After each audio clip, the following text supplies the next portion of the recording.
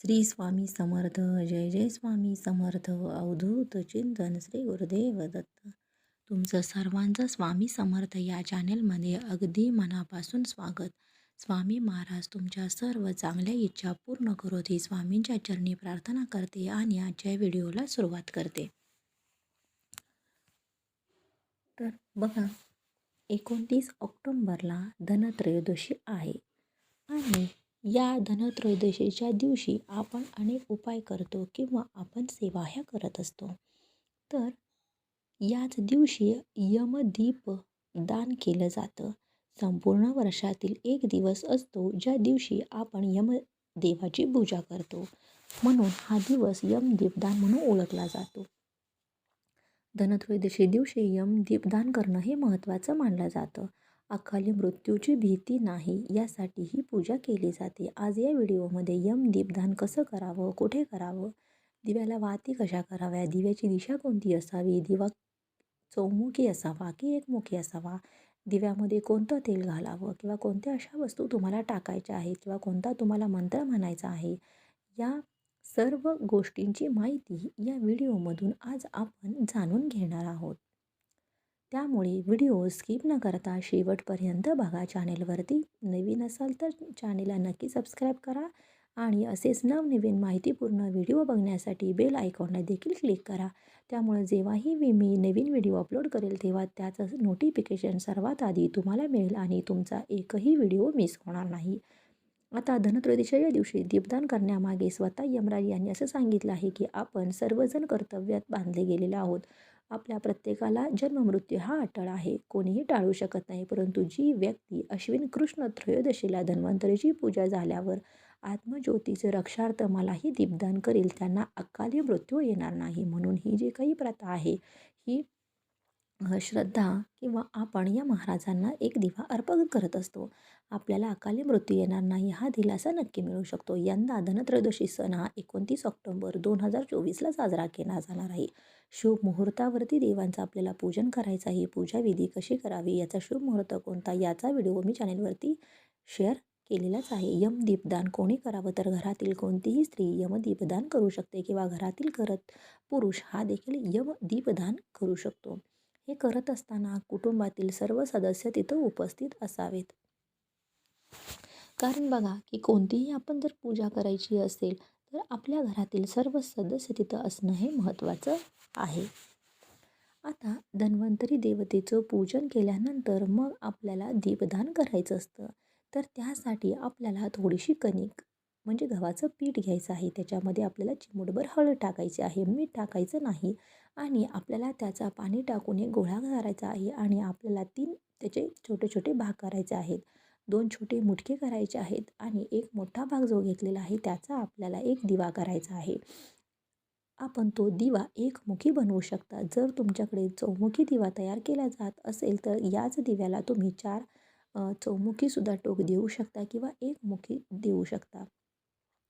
तुमच्याकडे जशी पद्धत असेल तशाप्रमाणे तुम्ही हा दिवा तयार करू शकता. अशा प्रकारे दिवा तुम्ही तयार करून घेतल्यानंतर यमदीपदानासाठी ठेवायचा आहे.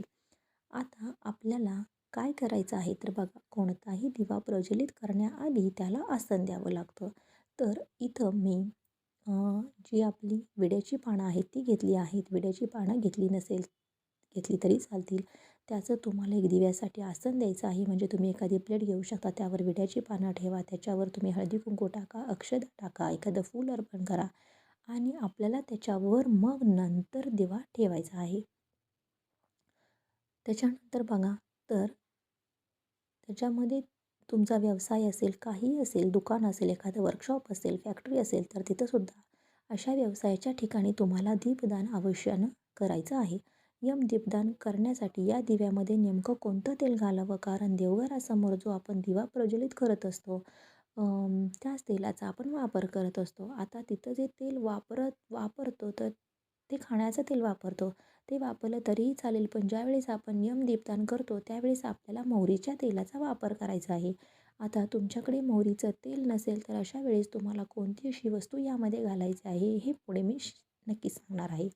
त्यासोबत अकाली मृत्यू टाळण्यासाठी सुद्धा आपल्याला त्याच्यामध्ये एक वस्तू दिव्यामध्ये टाकायची आहे, ती देखील मी पुढे सांगणार आहे. तुम्ही एकमुखी दिवा बनवला आहे त्यासाठी मी जोडवात घेतलेली आहे. जोडवातीचं एक वात केली आणि ती या दिव्यामध्ये घातली आहे.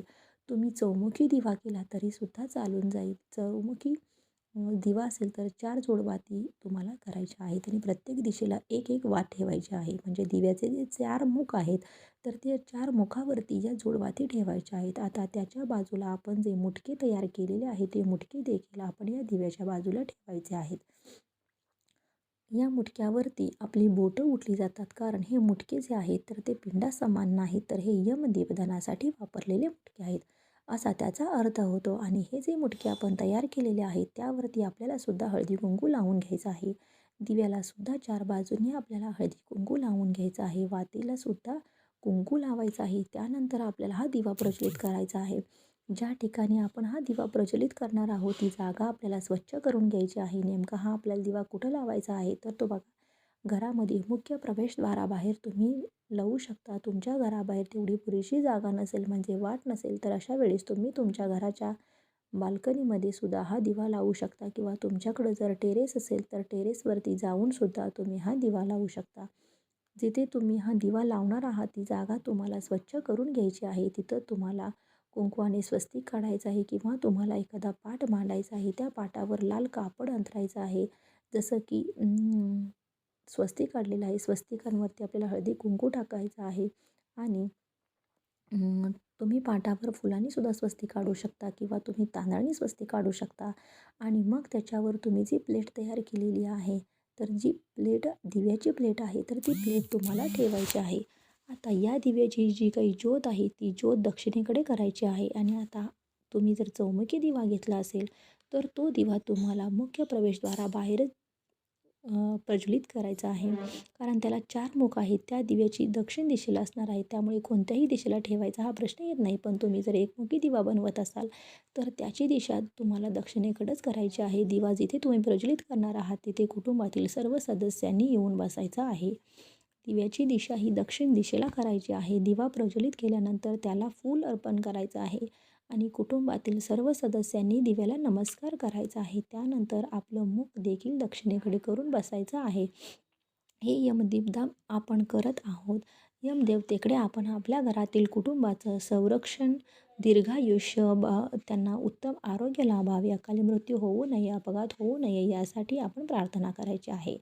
त्यासाठी या दिव्यामध्ये तुम्हाला मोहरीचं तेल टाकायचं आहे. पण मोहरीचं तेल ज्याकडे नाही त्यांनी चिमूटभर मोहरी या तेलामध्ये टाकायची आहे. यासोबत तुमच्या कुटुंबातील सर्व सदस्यांना अकाली मृत्यू होऊ नये, अपघात मृत्यू होऊ नये यासाठी दिव्यामध्ये तुम्हाला ₹1 नाणं टाकायचं आहे. आता दिव्याची जी दिशा आहे ती दक्षिण दिशेकडे आपण केलेली आहे. त्यानंतर आपल्याला देखील दक्षिण दिशेकडे तोंड करून बसायचं आहे. यमदेवतेकडे आपल्याला प्रार्थना करायची आहे. त्यासाठी आपल्याला एका मंत्राचं पठण करायचं आहे. कोणत्याही एका व्यक्तीनं पठण केलं तरी आणि इतर व्यक्तीने श्रवण केलं तरीही चालेल, हरकत नाही. आता तो मंत्र कोणता आहे तर बघा, तर तुम्हाला मंत्राचं पठण करायचं आहे. एक वेळेला मंत्राचं तुम्ही पठण करू शकता. आता कुठला आहे? मृत्यूनापाश दंडाभ्या कालेन श्यामया सहा त्रयोदशा दीपदानात सूर्यजा प्रियताम मम. हा मंत्र म्हणायचा आहे. दिव्याला नमस्कार करायचा आहे. यानंतर हातामध्ये फूल घेऊन हा मंत्र उच्चार करत यमदेव दक्षिणेला नमस्कार करायचा आहे. ओम यमदेवाय नमः नमस्कार समर्पयामी. त्यानंतर हे फूल दिव्यामध्ये ठेवायचं आहे आणि हातामध्ये एक बताशा घेऊन देखील खालील मंत्रोच्चार करत बताशा दिव्याखाली ठेवायचा आहे. ओम यम देव नम नैवेद्यम निवेदम याम. तुम्हाला यमदीपदान करताना बताशाचा नैवेद्य अर्पण करायचा आहे. त्यानंतर हातामध्ये थोडेसे पाणी घेऊन आचमन करण्यासाठी खालील मंत्रोच्चार करत दिव्याजवळ आपल्याला पाणी सोडायचं आहे. ओम यमदेव नमः आचमनाथ जलम समर्पयामी. त्यानंतर पुन्हा ओम यमदेवाय नमः मंत्र उच्चार करत दक्षिण दिशेला नमस्कार करायचा आहे. सांगितलेले सर्व मंत्र उच्चारासहित जसे जमतील तसे करा किंवा कोणत्याही एका प्रमुख व्यक्तीने म्हणजे स्त्रीने किंवा घरातील कर्त्या पुरुषांनी या मंत्राचं पठण केलं तरी चालेल, बाकीच्यांनी श्रवण केलं तरीही चालेल. पण ही सेवा करत असताना घरातील सर्व सदस्य हे तिथं उपस्थित असायला हवे. कारण एखादी व्यक्ती जर घराबाहेर गेलेली असेल तर त्यांनी आल्यानंतर दिव्याला नमस्कार करायचा आहे. दक्षिण दिशेकडे तोंड करून आपल्याला व आपल्या कुटुंबाच्या दीर्घायुष्यासाठी आपल्याला प्रार्थना करायची आहे. आता धनत्रयोदशीची पूजा ही सायंकाळी 5:47 ते 7:47 या कालावधीमध्ये करणार आहोत. त्यानंतर आपल्याला यमदीपदान करायचं आहे, म्हणजे आपल्याला 8 नंतर हे यमदीपदान करायचं आहे. यमदीपदान केल्यानंतर मग तुम्हाला घरात यायचं आहे. हा दिवा किती वेळ सुरू राहील तेवढा वेळ सुरू राहू द्या. त्याकडे लक्ष द्यायचे नाही, कारण आपल्याला त्यानंतर दान बंद करायचं आहे. दुसऱ्या दिवशी हा दिवा आपल्याला निर्माल्यामध्ये टाकून द्यायचा आहे. तुम्ही टेरेसवर ठेवला असेल तर एखादा पक्षी याला खाऊन जाईल. जर दिवा तो आहे तसाच राहिला तर एका कुत्र्याला खावा असं म्हणतात.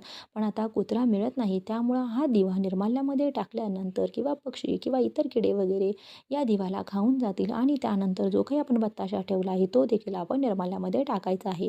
आणि हा जो ₹1 कॉईन आहे तो आपल्याला बाहेर ठेवायचा आहे, स्वच्छ धुवून घ्यायचा आहे. आणि त्यानंतर एखाद्या मंदिरामध्ये आपण जात असू तर त्यावेळेस तो कॉईन आपल्याला सोबत न्यायचा आहे आणि मंदिरामध्ये एखाद्या दानपेटीमध्ये तो कॉईन आपल्याला टाकून द्यायचा आहे. तर अशा प्रकारे आपल्याला धनत्रयोदशीच्या दिवशी यमदीपदान करायचं आहे. जर तुम्हाला हा व्हिडिओ आवडला असेल तर व्हिडिओला नक्की लाईक करा, शेअर करा, कमेंटमध्ये श्री स्वामी समर्थ ओम महालक्ष्मी लिहायला विसरू नका.